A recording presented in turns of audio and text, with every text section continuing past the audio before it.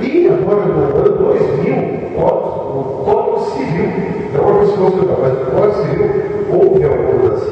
Né? Onde uma das coisas interessantes, até o Código Penal foi alterado, que o adultério dos localidades era considerado crime. Era considerado crime. Então, a pessoa mesmo, isso não se tratando da sociedade geral, né? Acredito, né? Acredito que hoje é pecado, né? Mas para a sociedade era algo que sofreu uma punição, uma sanção, né? Que a pessoa ia responder judicialmente, ia preso e respondia judicialmente, né? Isso foi promulgado, né? Foi recolhida a lei e imposta, né? A sociedade evoluiu e tal, né? E nós vemos como isso aconteceu. Mas, meus amados irmãos, observando aqui o que nós estamos vendo, as circunstâncias do casal, não do casal civil, ela se leva à forma de coabitação, ou seja, está ligado, e assim, mas nós vemos que o ponto aqui, a continuação do texto diz assim: entre vários na ética cristã, muitos afirmam que a coabitação é condenada de modo coerente na Bíblia. E na medida em que não dá conta de refletir o processo normativo, por meio de que o relacionamento marital é inaugurado, inclusive o ato público do compromisso de um para com o outro, quanto ao ser marido e mulher.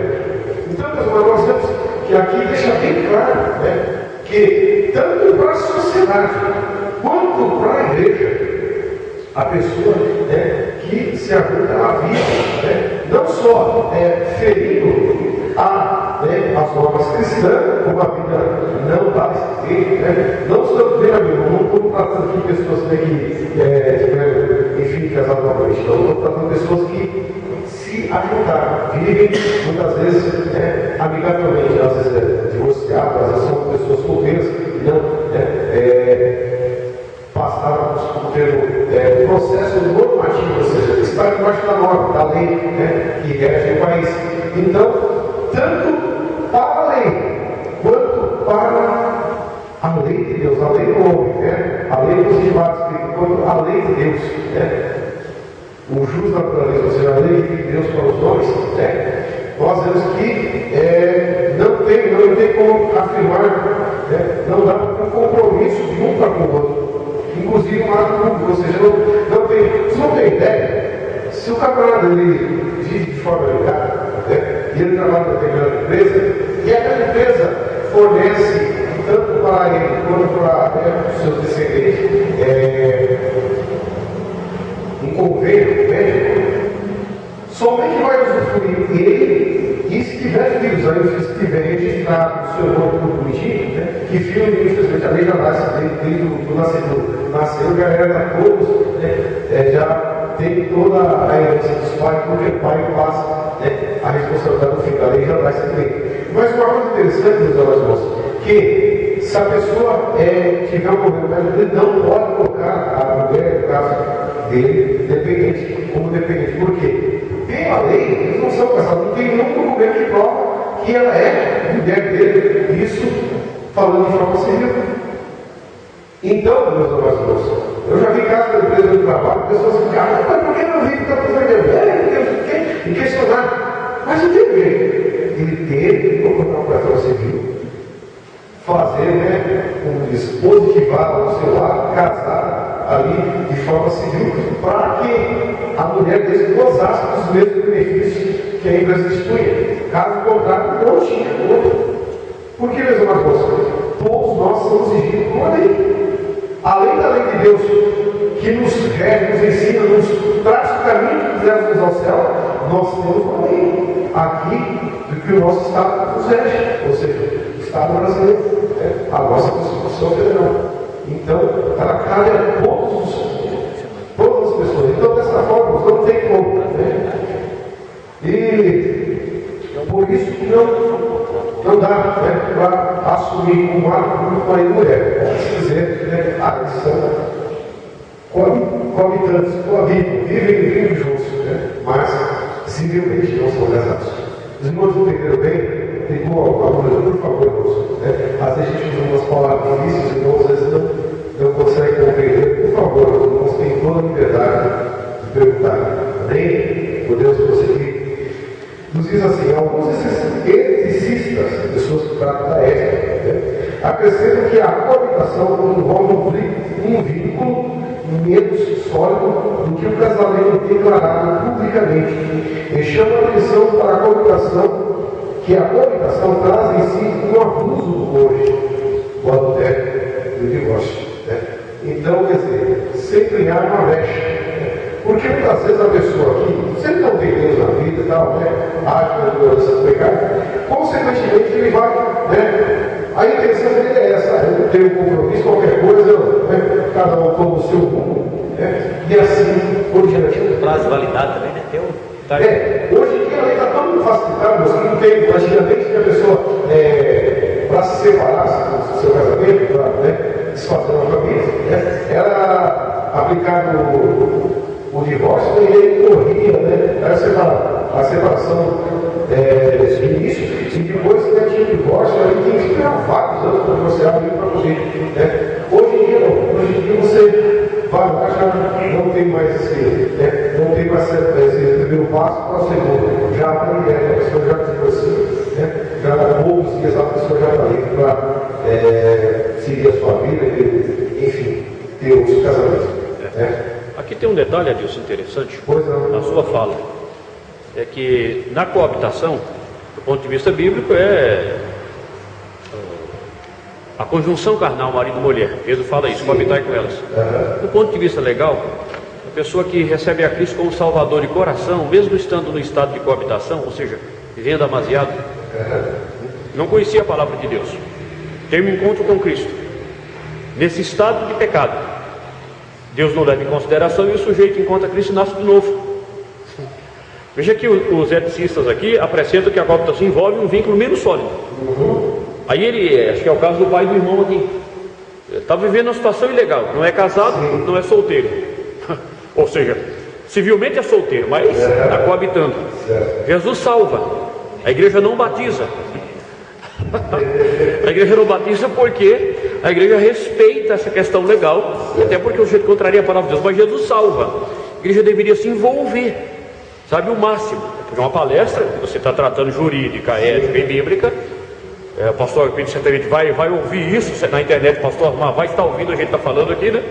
Quem mais se interessar pela sua palestra vai estar ouvindo você vai estar mundialmente tá falando para o mundo todo, né? Está falando com uma rede mundial, né? Uma teia mundial. A igreja deveria se envolver o máximo para realizar o matrimônio dessa pessoa, entendeu? Se ele tiver pendência, orientar, devia ter, por exemplo, eu acho que você aqui, como membro da igreja, quando você concluir o seu curso, eu acho que você vai ser muito útil. Eu vou lhe persuadir a tentar ajudar esses casais. Eu tenho assim um coração paterno como pastor, ajudar, olha, você precisa ao máximo regularizar a sua situação, precisa ser batizado, tomar sua ceia e também sair até dessa situação informal, ilegal.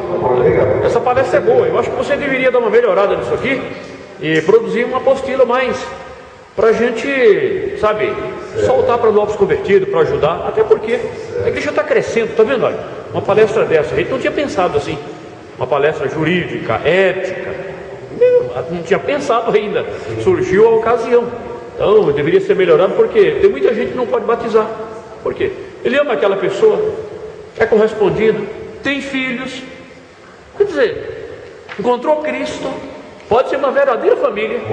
E a igreja tem, eu creio que a oportunidade, a possibilidade de abrir algumas portas, até de, quem sabe, juntar aí, um caixinha, uma oferta, fazer o casamento se a pessoa não pode, não é? Acho que é meio de graça até, né? O casamento comunitário, né? É meio de graça, né? É de graça. É uma coisa boa para você pensar, viu? Para você trabalhar. Legal isso aí. Amigos, nós vamos entrar aqui no ponto de vista bíblico, e nós não chegaremos até 9 horas, né? Muito bem. Observando a palavra de Deus no livro de Gênesis, como já citamos no início, capítulo 2, versículo 18, que nos diz: disse mais o Senhor Deus, não é bom que homem seja só.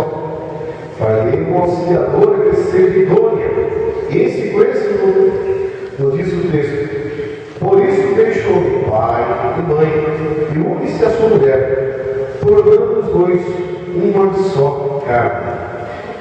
Vemos que no princípio Deus criou a família, e assim é até os dias de hoje. Nós cristãos, e a maior parte da sociedade que vivemos, damos continuidade à realização dos nossos matrimônios, tomando exemplo que Deus nos deixou, o nosso Criador, o Senhor Todo-Poderoso. Então, o que nós vamos colocar assim em simples palavras, aquilo que nós aprendemos pela palavra de Deus, aquilo que nos ensina, a nossa regra de fé e prática. É isso que nós vivenciamos, nós assim aplicamos, uma noite de ontem, estava eu, Zé Ronaldo, a família, nosso irmão Rival, representando nosso pastor, realizando ali o preparo da minha filha mais nova. Então, quer dizer, é algo que vivenciamos, ou seja, que Deus fez no passado, e assim nós damos sequência, mediante a palavra dos pais, ela deu esse texto, que é prático, não tem outra maneira de nós mostrarmos. Isso é importante, porque pela sociedade que nós vivemos, como eu já disse, a tendência é partir, aplicar a maneira, aplicar a forma, ou seja, de acordo com as suas necessidades, de acordo com a sua vontade, partir no sentido da lei da lei da evolução, enfim, eles partem e muitas vezes distorcem, fogem o caminho do que diz a palavra do Senhor. Até uma professora citava, na história, fala que o homem, resolveu descer da árvore e habitar em família. Até fiquei assim, eu vou entrar em detalhe, não vai dar certo. Eu tenho uma filosofia, ela tem outra, nós vamos entrar em choque, vamos chegar nela. Mas. Agora estou achando que não é o homem, não é descendo do macaco. Então. Que o macaco é que descendo da gente. Tem aí uma matéria. Já reverteu a situação. Essa partícula de Deus, se você continuar estudando esse assunto, mas na revista Veja. Sim. Na revista Veja está desse jeito. Apareceu em casa na revista Veja. Eu até andei escaneando alguma coisa. E aí já tem uma teoria que é o inverso, entendeu? É baseado naquele filme lá, O Planeta dos Macacos. Alguém achou que é o inverso e daí estão defendendo já uma ideia que o outro que já é inferior. Não, mas é incrível. Sabe, o inimigo, a minha falou com Deus, esse século chegou o entendimento do homem, para que não possa saber a verdade. Ou seja, ele tem a verdade em mãos, mas não consiga enxergar o que a verdade passa. E dessa forma, meus amados, nós vemos que as pessoas, ele dão muito mais ênfase, é muito mais fácil ele dar ênfase à criatura, adorar a criatura, voltar a ser a criatura, e não a criatura.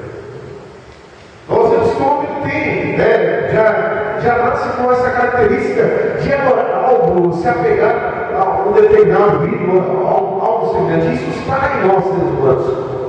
Isso está em nós.